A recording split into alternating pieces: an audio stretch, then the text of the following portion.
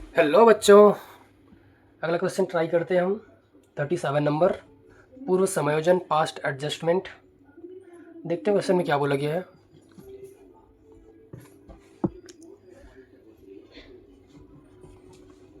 Thirty seven number question देखते हैं। ये A, B तथा C एक फर्म में 3:2:1 के अनुपात में साझेदार हैं। उनकी पूंजी 1 जनवरी 2017 को क्रमशः 50,000 रुपया, 40,000 रुपया और 20,000 रुपया थी, जो स्थिर है। जब भी पूंजी स्थिर होती है तो दो खाते बनते हैं, पहला पूंजी खाता और दूसरा चालू खाता। अगर पूंजी परिवर्तनशील है तो एक ही खाता बनता है, पूंजी खाता। तो यहाँ पे स्थिर है, इसको ध्यान देना है। वर्ष 2017 के खाते बंद करने के बाद पता चला कि साझेदारों की पूंजी पर 6% वार्षिक की दर से ब्याज जमा कर दिया गया है। अब खाते बंद करने के बाद पता चलता है कि साझेदारों की पूंजी पर 6% वार्षिक की दर से ब्याज जमा कर दिया गया है, जबकि साझेदारी अनुबंध में ब्याज देने का प्रावधान नहीं था। यहाँ पे ब्याज दे दिया गया है और ऐसा कोई अनुबंध, कोई प्रावधान नहीं है, कोई ऐसा नियम नहीं है, संलेख में ऐसा नहीं लिखा है कि उनको ब्याज देना है, फिर भी इन लोग ब्याज दे दिए 6%। तो जमा कर दिए, दे दिए तो उसको वापस मांगेंगे, क्योंकि 6% का ऐसा कोई प्रावधान नहीं है, ज़बरदस्ती दे दिया गया है। तो दे दिए तो उसको वापस मांगेंगे। वापस मांगते हैं तो विकलन पक्ष में लिखते हैं। देखते हैं आगे क्या बोला गया है। यह निश्चय किया गया कि पुस्तकों में परिवर्तन करने के स्थान पर अगले वर्ष के प्रारंभ में एक समायोजन प्रविष्टि करके भूल को सुधार लिया जाए। पुस्तकों में तो परिवर्तन कर नहीं सकते, उसके स्थान पर हमको अगले वर्ष के प्रारंभ में एक प्रविष्टि करना है, समायोजन प्रविष्टि। आवश्यक जर्नल प्रविष्टि कीजिए। जब हमने बना लिया समायोजन तालिका,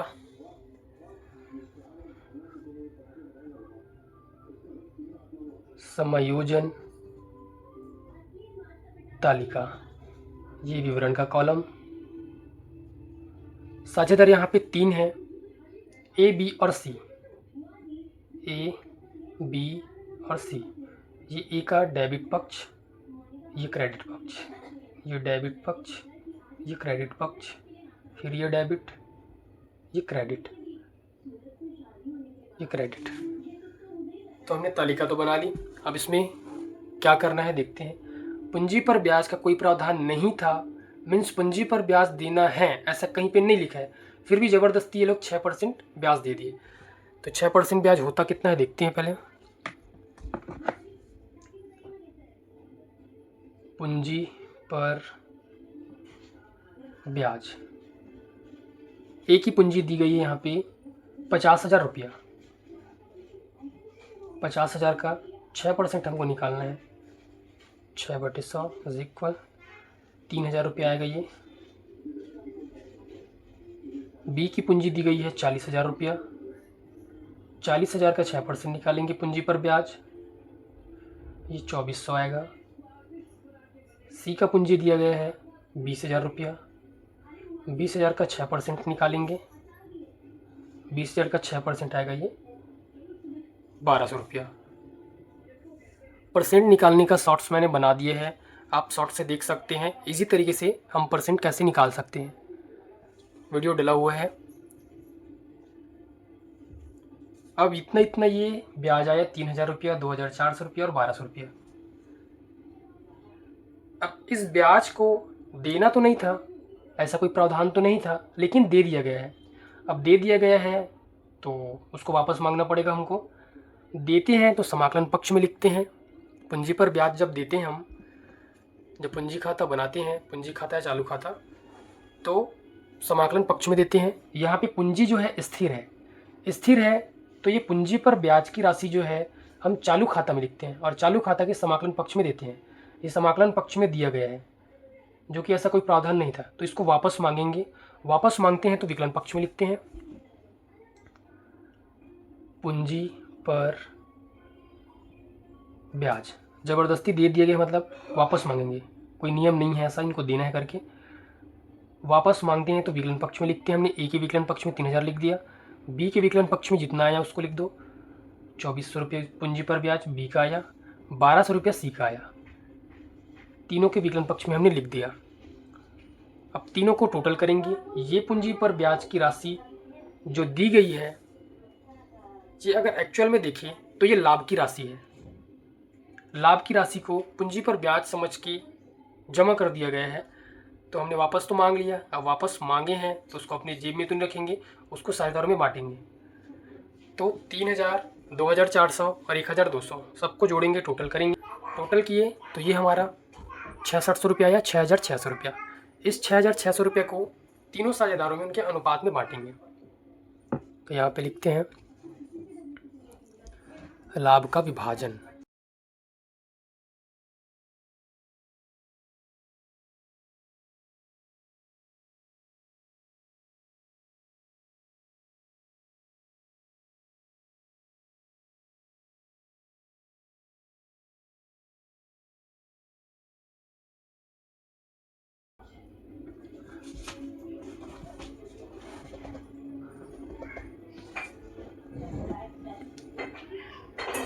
ए को मिलेगा 6600 का 3/6 भाग। बी को मिलेगा 6600 का 2/6 भाग। और सी को मिलेगा 6600 का 1/6 भाग। तो ये आएगा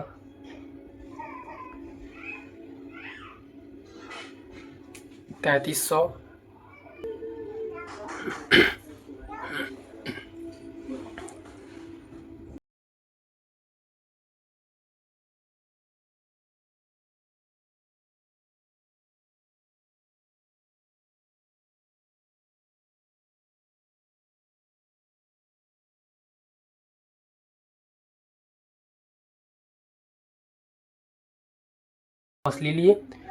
वापस लिए ये विकलन पक्ष में, विकलन में यहाँ पे, विकलन में यहाँ पे और विकलन में यहाँ पे वापस ले लिए। अब इस पैसे को टोटल करेंगे और इस अनुपात में बांटेंगे। मतलब लाभ हानि नियोजन खाता से अगर हमको लाभ होता है तो चालू खाता के समाकलन पक्ष में लिखते हैं। यहाँ पे पूंजी स्थिर बोला गया है तो चालू खाता यूज़ करेंगे। तो समाकलन पक्ष में देते जाएंगे 3300 रुपया, इसको 2200 रुपया और इसको 1100 रुपया। जी हमने लाभ का भी विभाजन कर दिया। अब इसका टोटल और अंतर निकालते हैं।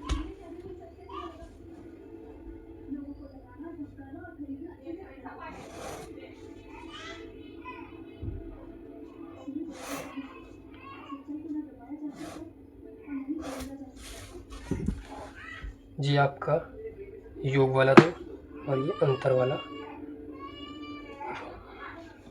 विकलन पक्ष का हम योग करते हैं 3000 रुपया आया। ये समाकलन पक्ष का करते हैं 3300 रुपया आया। विकलन पक्ष का बी का देखते हैं 2400 रुपया। बी के समाकलन पक्ष का देखते हैं 2200 रुपया। सी के विकलन पक्ष का देखते हैं 1200 रुपया। सी के समाकलन पक्ष का देखते हैं 1100 रुपया। अब अंतर निकालते हैं, हमने योग कर लिया, अंतर निकालते हैं। ए के विकलन पक्ष का योग है 3000 रुपया और समाकलन पक्ष का योग है 3300 रुपया।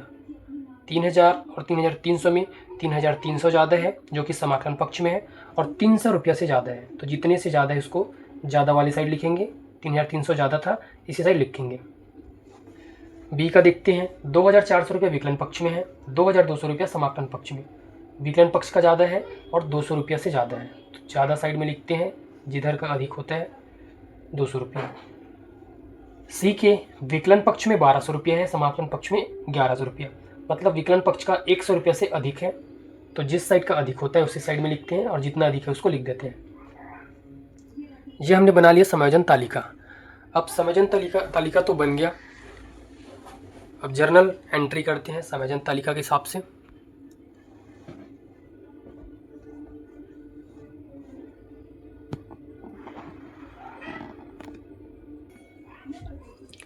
जर्नल एंट्री करेंगे, समायोजन प्रविष्टि करेंगे।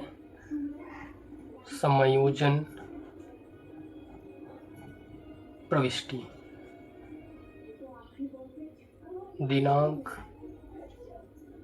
विवरण, खाता पृष्ठ,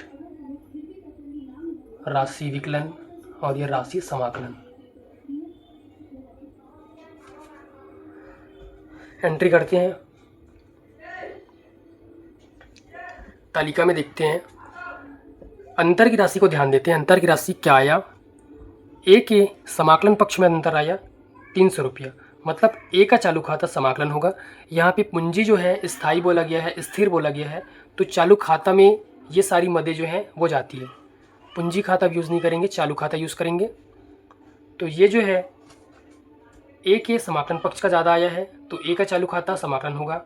बी के विकलन पक्ष का ज़्यादा आया है 200 रुपया, तो बी का चालू खाता विकलन होगा। सी का विकलन पक्ष का ज़्यादा आया है तो सी का चालू खाता विकलन होगा। तो देखते हैं, एंट्री करते हैं।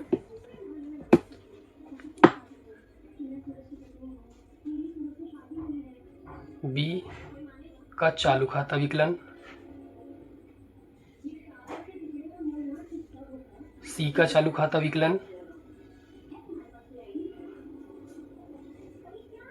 और ए के चालू खाता से।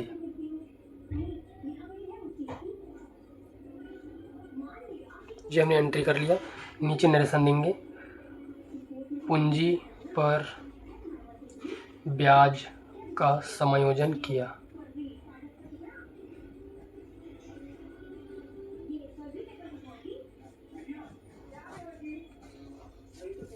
बी का चालू खाता विकलन हुआ है 200 रुपये से, विकलन पक्ष में 200 ज़्यादा आया तो विकलन पक्ष में लिखेंगे 200 रुपया।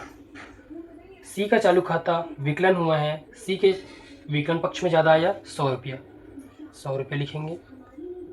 ए का चालू खाता समाकलन हुआ है, समाकलन पक्ष का उसका ज़्यादा आया 300 रुपया, तो 300 रुपये यहाँ लिखेंगे। दोनों पक्ष का सेम सेम आ गया, 200 100 300, इधर भी 300, दोनों साइड का टोटल सेम आता है, जर्नल का नियम है। तो ऐसे बनेगा ये 37 नंबर क्वेश्चन, पास्ट एडजस्टमेंट।